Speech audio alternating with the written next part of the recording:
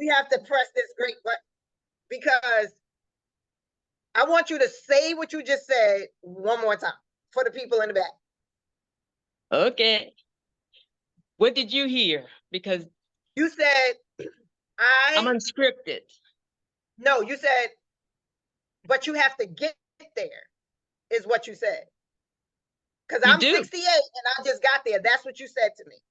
Right? And my message is for those who are not 68, who are in their 30s, 40s, 50s, because it's a lot of 40s, 50s, 60s that have not gotten there yet. And they're not content, because that's where I was. I was in a state of discontent, but I was telling myself, I'm okay.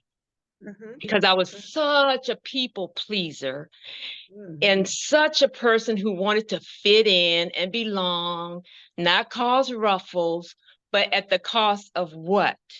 At the price of what? My soul. I was giving my soul and everything, in my soul, I'm a giver. I'm a helper. That's my nature. But I had to learn that I was valuable too. And the same care and consideration and grace that I was extending to everybody else in my life, whether they deserved it or not, and there were quite a few who did not, turn it to me. And so wait, let's put a pin there for a minute, because when you say you had to start giving it to you, like, tell me how you got there and what are some of the things that made you adopt that decision, because that's really strong right there. Yeah, it was a shift in my whole entire life, and I can pinpoint the very day that it happened, the very moment that it happened. August 21st, 2017. It was a solar eclipse. I'll never forget it. That's the day I got a phone call from my daughter, who was all upset about something. So I went on Facebook to see what she was all in a tizzy about. And I found out on Facebook that my 32-year-old son was dead. That's how I found out. That's when my shift began, because the legacy of his life was living his life to the fullest. Now, here I am, like, I'm going to live my life to the fullest. I'm not going to die with him. I'm not going to lay down and die, because my heart was broken, as you can imagine, just all the, emotions that go along with losing a child. I'm going to live my life to the fullest, to keep his name alive. And what does that look like? And I had to say, what does living my life to the fullest look like? Because I wasn't living. I wasn't even living. I was existing. And so and at that age of 61 at the time, 61 or 62, I was getting ready to transition into retirement. So I would have the rest of my life to do something, but what was I going to do? I had to recover from the shock of his loss, and I had divine help. And that was the most divine moment of my life that I can remember, because of the peace that came after I found out. That peace was so overwhelming. I was like, well, if I could experience that one time at a time like this, why can't I carry that peace through the rest of my life? And so that was one of my missions. I was going to contend to hold on to that peace. And that meant I had to let a lot of things go that were disturbing my peace, and I just had tolerated all of my life. I had to look within to say, what's your best life going to look like? What do you want to do? If money's not an obstacle, time's not an obstacle, what are you going to do? And so I had to go. What was one of your biggest fears around that? One of my biggest fears was I was afraid of being me. I didn't know what being me would look like, because I'd always cowered down to other people's opinions for the sake of being peaceful. I was a peacemaker.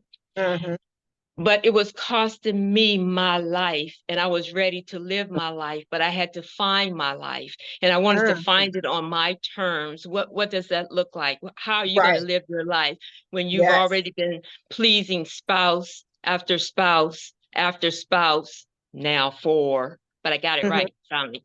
That's a whole story. That's a whole journey. Each chapter of why I was rebounding, it needed to be settled in this decade because I'm not going to live my life like that anymore. I don't want to be bound. We're going to come back and have you as a guest again to have that conversation, because there's some women who don't think that it's possible after that divorce, and they stay in that space, which is not, as as we know, it's not healthy from the inside out. From the inside out. That's where the transformation had to come. The transition had to come from the inside out. And I had time to look at it because I felt like I was responsible. I'm 61 years old. When are you going to live your life? When? If not now. When are you going to live your life? That's what I'm going to make the name of this episode. When are you going to live your life? And what's keeping you from doing it now? And what would you say was the things that was implemented that was most impactful on your day-to-day when you decided that it was time for you to live within? Who are you? What are you? Where are you? Like all of it. What was some of the things that you practiced that gave you the opportunity to feel like, yep, this is it, I'm going to keep going. Yep, this is it, I'm going to keep going. Where there was never a real moment of, well, actually there was. When I wrote that first book, right after my son's death, and it was Who Killed My Son? A Mother's Wait for Justice, because I was still waiting for justice at the time that I wrote it. And now 7 years later, there still hasn't been any arrest, even though the assailant is known. But I had to live daily through the grief. It was a grief journey for me because things were not reconciled. There was not closure to that. The whole time I'm trying to transition into another season, find myself. All of these things were all coming into one big ball. It seemed like at one time, all of these things were happening, the shift, the transition, the transformation. And so I first just reached out to, they have all these little masterminds on their internet. And so I felt like I had a story on the inside of me, and I felt like it was time for me to begin to share my stories. But I wanted to start with the one of when my son died and how that shifted me into me. Exactly, that's what it did. My son's death shifted me into me. So when I think about his death, tell me more about that. Like, what did that look and feel like for you when you say it shifted you into you? Because I made a decision. I'm going to live my life to the fullest. That was my mission. And that's the first thing it takes is to just make that decision. I made a decision, and that was number one. I made a decision. So much for you after that, right?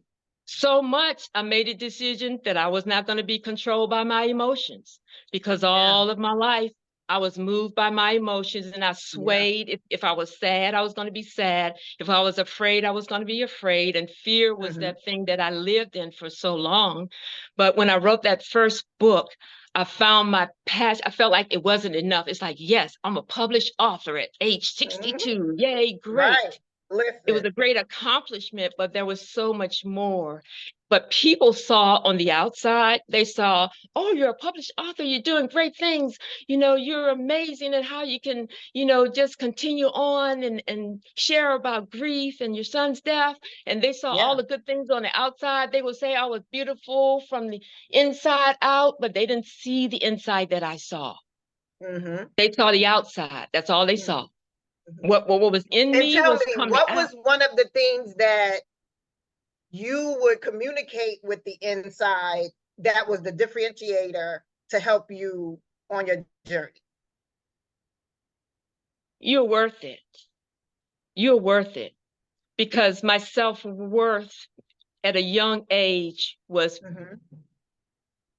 plummeted. Life does that.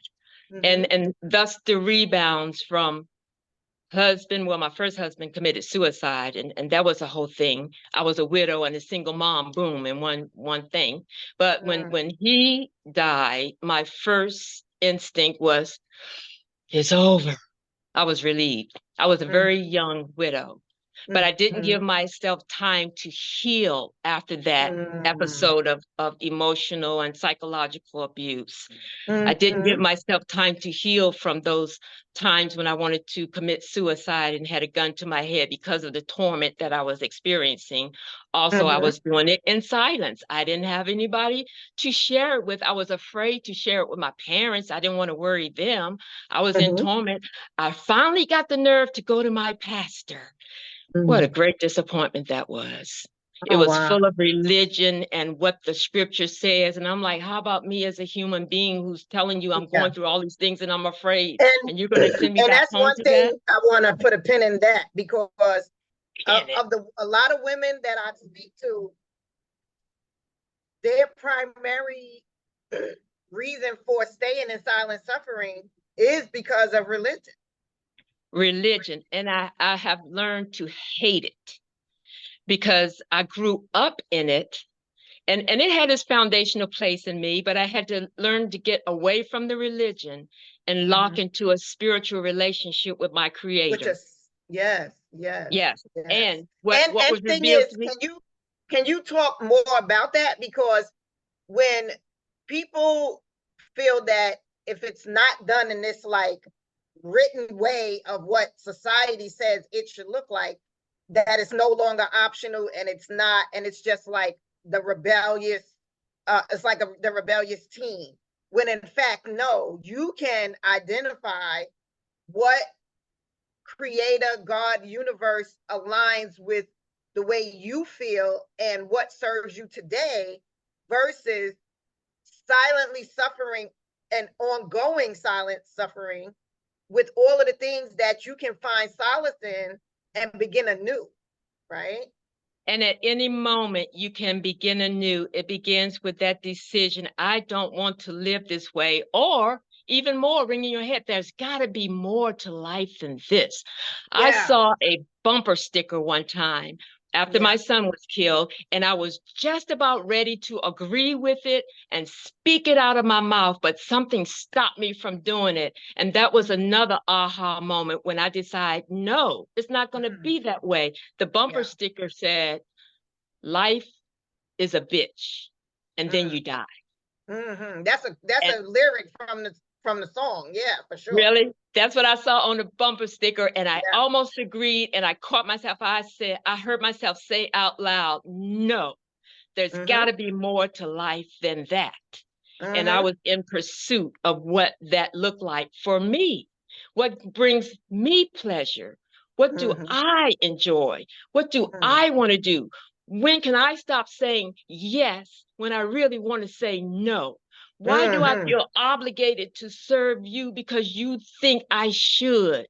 Why can I say no when I mean no? And that was all a part of the process, letting my no be no. One of my books is around people pleasing, that I was in a book collaboration with, right? And that's one of the things that I highlight there about no. Those two letters is a sentence by itself, right? A whole complete sentence. Because more importantly, it was like a practice. And this is, some of the things that I discuss with my clients. It's like the practice creates the habit, and the habit creates the actions on an ongoing basis without feeling apprehensive about anything, right? Right. Especially because, like you'd be like, no, because, and then have to have this fill-in sentence to make it land easier, make it feel better, make you feel better. Like, what madness is that, right? Right, it's madness. And holistically, it's like that moment when I woke up and was like, how did I get here? Like that part. You did it. Once I was able to acknowledge how I got there, then I had to reverse engineer. How do I undo those thoughts and things that got me to this place today? Because it didn't happen by happenstance. It was those events that led up to it that had those actions of people pleasing. A lot of time we're not aware that that's what it is, but once you become aware, you become Yes, accountable to yes, yes, yourself. yes, yes. And that's another one. You asked some of the things that I did. I eased into accountability in some of the groups that I was involved in, and that was hard for me because I'd already always been such a private person, and I really didn't want to expose all of my weaknesses. You know, I didn't want to share my failures with the group, but it helped me to be in a group of like-minded women who were all wanted the same thing. They all wanted to get better with it. They all wanted to get better. So I felt like we're in this thing together. And I was blessed, blessed, blessed to find groups of women who had a pure heart. That is hard to find. Who will it really is. support you for real, for and real. To say that, just the other day, I was having a conversation with one of my girlfriends. She used to be my boss, and then we became friends, and we still are since 2011, right? But growing up, you know, my grandma used to say things like, you don't need friends. All they want to do is fuck your man and wear your clothes and this and this. And I used to be like, and so growing up, I didn't have a lot of friends. I used to have more guy friends than girlfriends, right? And as a almost 60-year-old woman, and like, oh, girls trips, what's that? You know, it's like I go on, the most trips that I've been on is either through work or through my mastermind from girls, other mastermind girlfriends that I've been able to befriend, or like speaking on their stages and given the opportunity to build a rapport with them outside of the container we were, you know, had in common. And given that, it's just like, it's still possible. It's not too late to find and have a community of women who share the same values, who see the endless possibilities that we have, the opportunity to normalize aging, not that it's downhill from here, none of that kind of energy, none of that. Not you know, adopting that, oh, midlife crisis, like what? No, none of that. None of that. Yeah, for sure. I had a crisis that happened in my midlife, but it did not define me. It did not define my life. Tell me more about that. Tell me more about that. Yes, definitely. It did not define me. You know, it was a crisis, but my life was full of crises. You know, like that's life. It's called life. Things happen in life, but really it's how do you respond to those things? That's the thing that's going to set you apart and take you over and take you from victim to victor. Because even when my son died and I began to write, I wrote that first book, but I want to write a book that's not sad. I want to write one that empowers people. You know, I want to use that moment in my life that flipped things upside down and tell the flip side of it. I was here because of this, this, and then I went through this, but look at where I am now, and my life is just beginning. I'm gonna have to start saying life begins at 70 because I ain't there yet, but I'm ready. I'm ready. I'm on my way, and I'm all in it right now. I love it. But it took so long for me to get there. Don't be like me. Do it. Do it, young lady.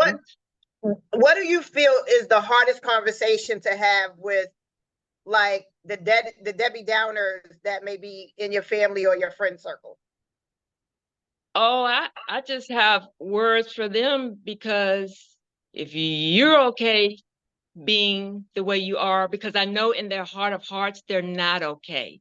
And I can speak to all of those areas. Are you fulfilled in your life? Are you fulfilled in your marriage? Are you fulfilled in your singleness? Because you should be if you're single. Find that fulfillment within yourself. You have so much within you. Everything that I needed to prosper in this life was already inside of me, but it had just been whacked down by life. And I allowed it to infiltrate my mind so that I begin to think those negative things that the world have been telling me, the situations have been telling me. The conditioning is so real.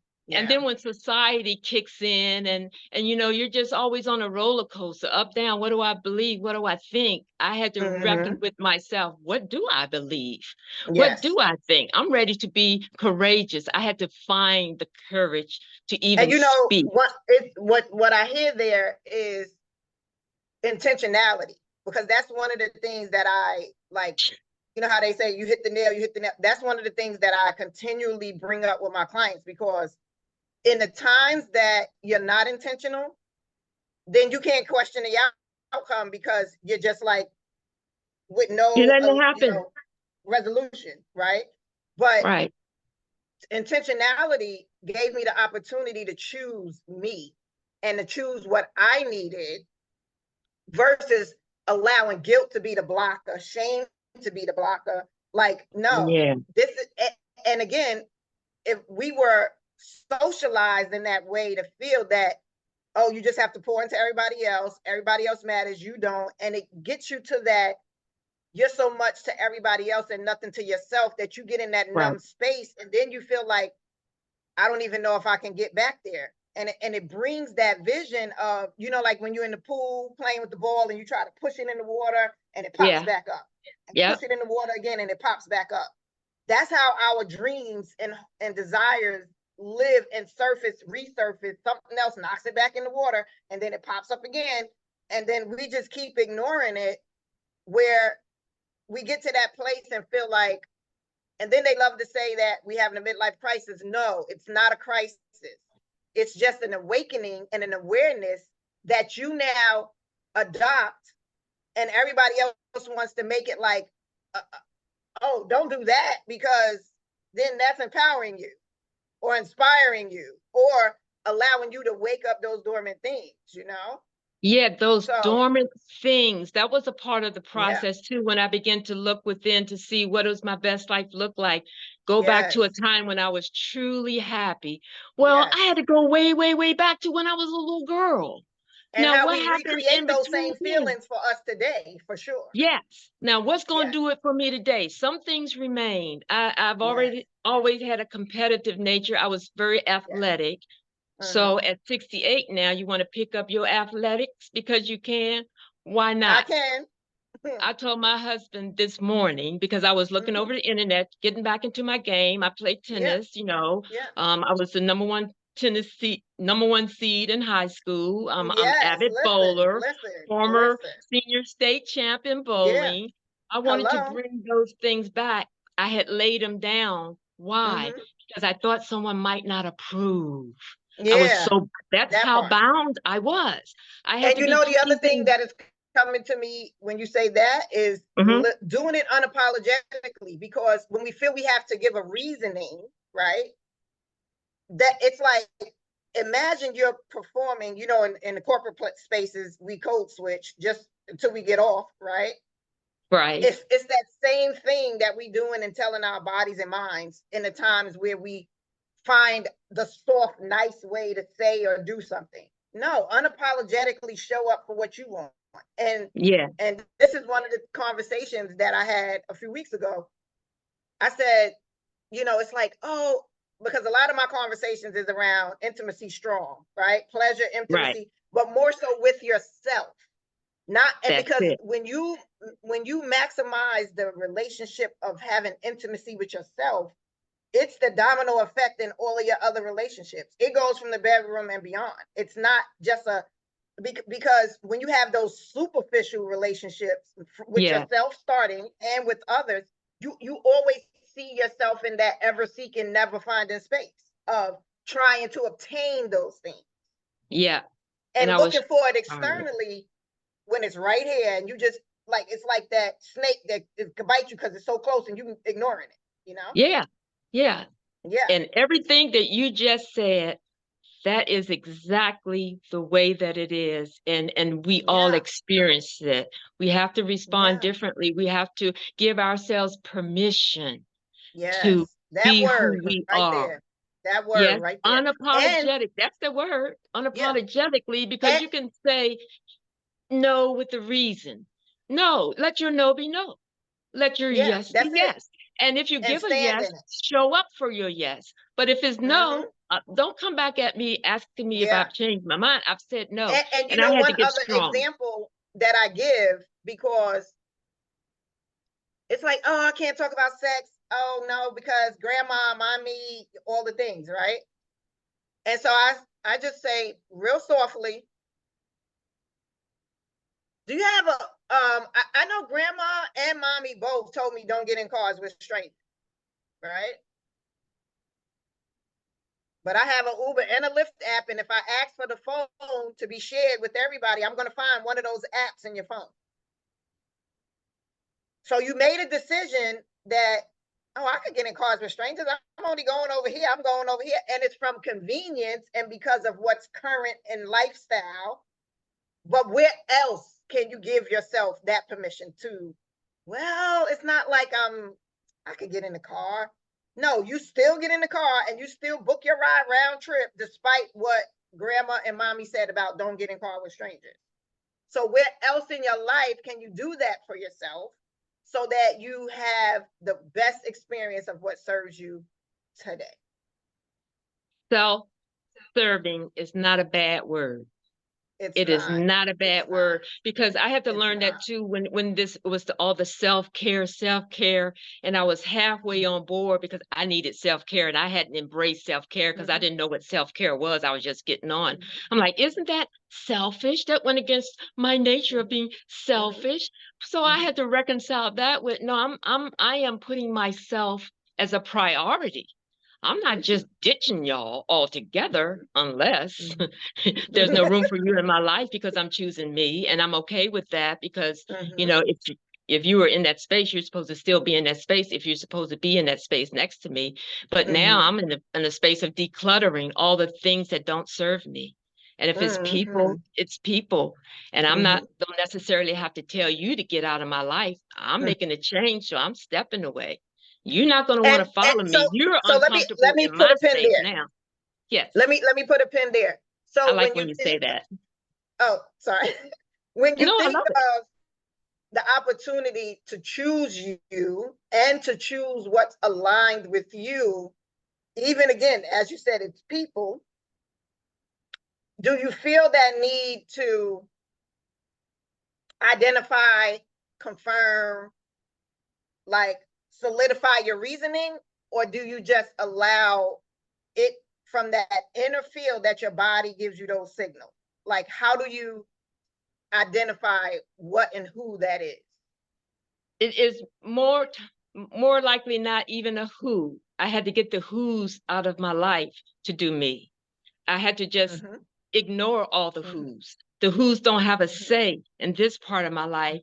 And I made up my mind because I am a warrior. I am resilient. I am a fighter. And the reason that I've been allowed myself to be a punching bag because I did not punch back. So I had to begin to punch back with my words. I had to find the courage to speak and say what's on my mind. If I didn't agree, I didn't weigh my answer hoping for a softer answer, because that softer answer came weeks later as I reverberated the conversation in my head and wish I had said.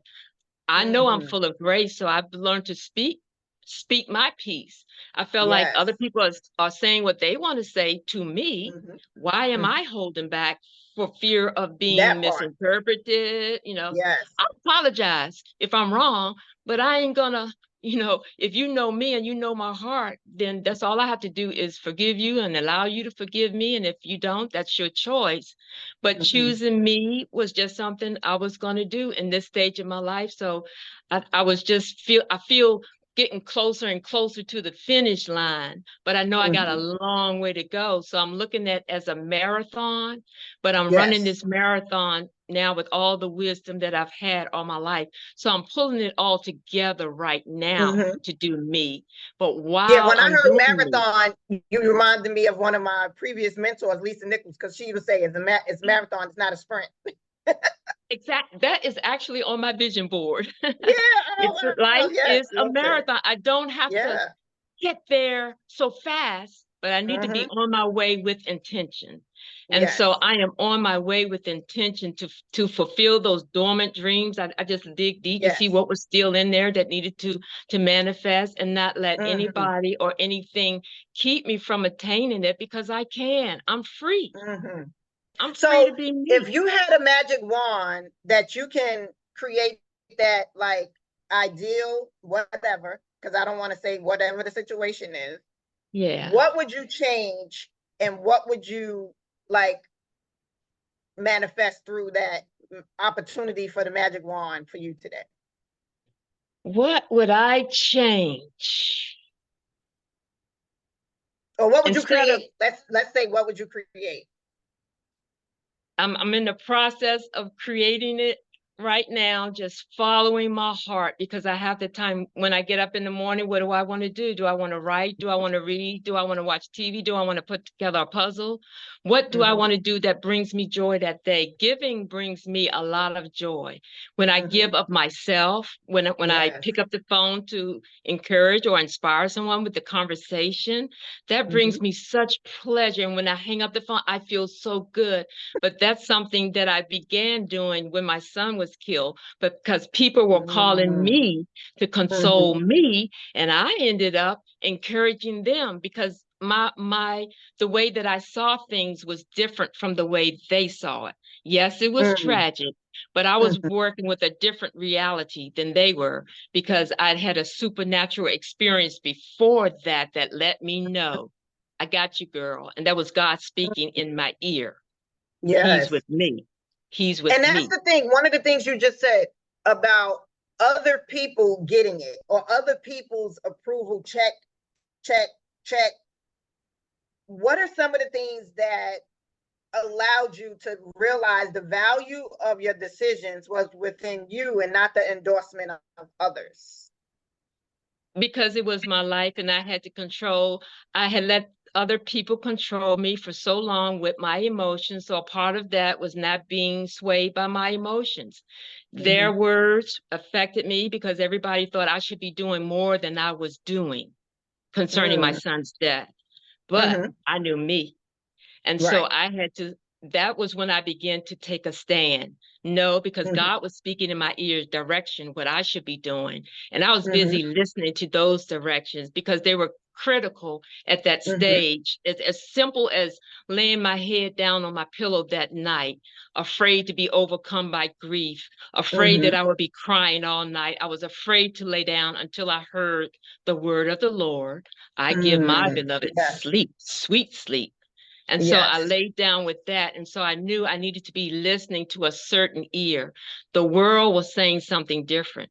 They were saying, you need to go to New York and make a stand for your son and blah, blah, blah, blah, blah. Well, he's already dead, number one. And number two, I was not able to control that fire that was on the inside of me. And I saw in my mind me walking through the NYPD with a baseball bat, and if they did not give me the right answer, it was going to be some mess up in there. I knew me, so I could not listen to others over me. With that as the reality, what was like the pillar of where you found your track, your journey, and the way that you wanted it to be delivered in his remembrance, in his legacy, and those things as you like navigated that space? What was like one of your like anchors, pillars of ease and like pillars of struggle? What anchored me was my faith in God and how he showed up so strong. You know, the peace that filled the room when I was in there wailing at the top of my lungs, his word, he's with me. And then the peace that consumed the whole room. It was personal for me. When I forgave everybody involved with my son's death, not even knowing how he died, I forgave everybody involved because I knew that forgiveness was a key, and I was not going to be snared by unforgiveness. I wanted my pathway to be open. I wanted that portal to be open so that my prayers would be heard. I was desperate, you know. So in my desperation, I closed out everything else. In my desperation to live, I was fighting for my life. In my desperation to live, I know it was going to be me and God. And I had a word for him too.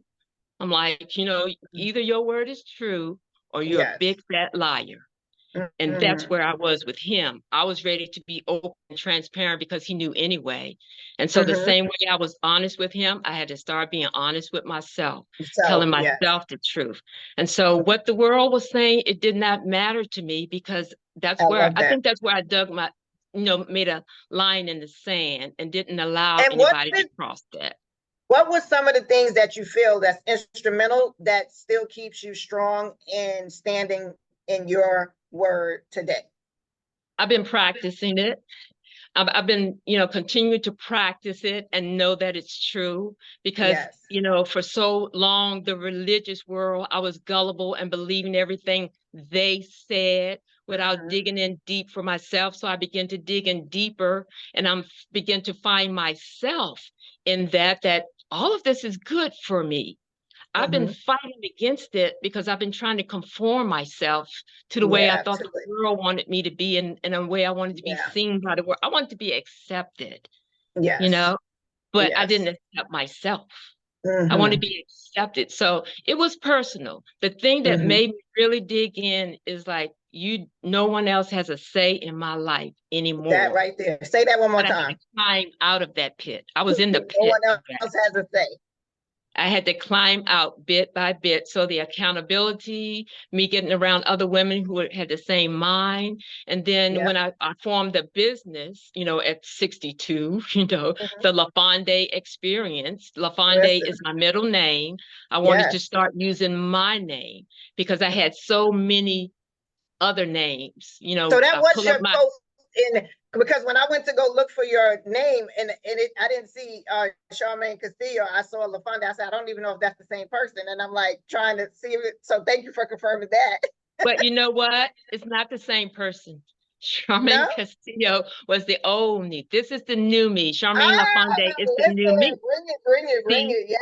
Yes. I have to reintroduce myself, and even in my social media presence, because on Facebook, I wanted to use that as my platform, as my personal platform to bring positivity, because it was a very negative way for me to find out that my son was dead.